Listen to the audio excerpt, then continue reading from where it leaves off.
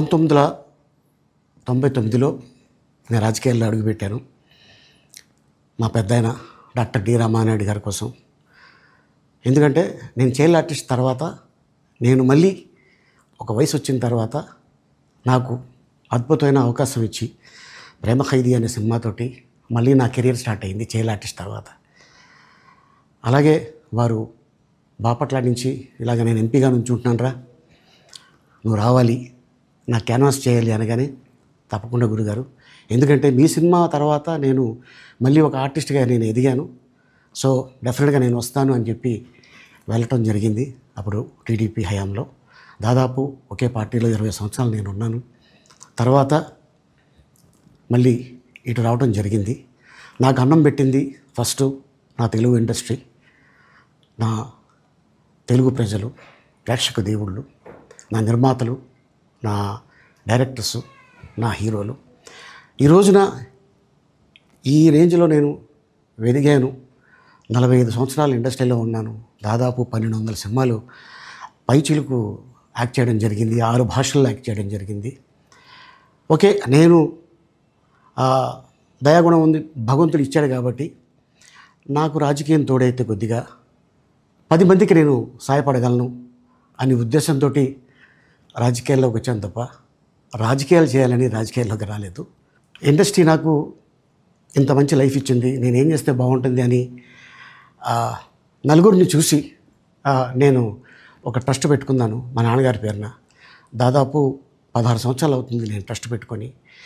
ఏ రోజు కూడా even though కోవిడ్లో కూడా ప్రతి నెల వాళ్ళకి 1000 రూపాయలు నేను సాయం చేసేవాడిని.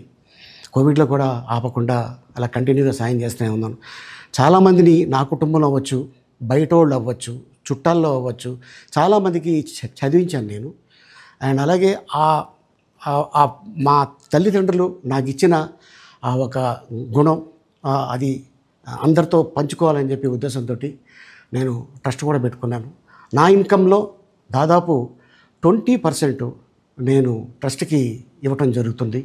గతంలో కూడా చెప్పా, ఫారిన్ కంట్రీస్లో ఏదైనా ఈవెంట్స్ చేస్తే దాంట్లో నుంచి 60% ట్రస్ట్కి వెళ్ళి 40% నేను తీసుకునేవాడిని. సో ఇట్లాగా చాలా సేవలు చేసి ఉన్నాను కాబట్టి ఈ మాట కూడా నేను మీకు చెప్పుకుంటున్నాను.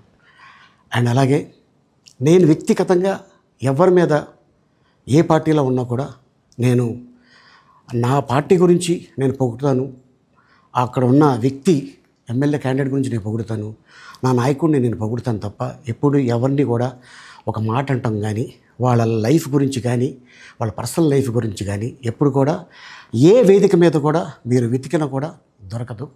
అండ్ అలాగే సో నేను ఈ రోజున మీ ముందుకి రావడానికి కారణం ఏంటంటే నేను ఏ పార్టీ మనిషిని కాదు, ఏ పార్టీ సపోర్టర్ని కాదు, ఐఎమ్ జస్ట్ కామన్ మ్యాన్గానే ఉండి ఇక నా సినిమాలు నా షూటింగ్లు నేను చేసుకుందాం అని చెప్పేసి అనుకుంటున్నాను.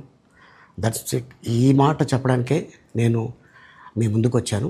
సో నేను ప్రతి 5 సంవత్సరాలకు ఒకసారి ఎలక్షన్లో మీరు వెళ్ళి ఎలా ఓటేస్తారో నేను కూడా ఒక కామన్ మ్యాన్గా వెళ్ళి ఓటేసి వస్తాను.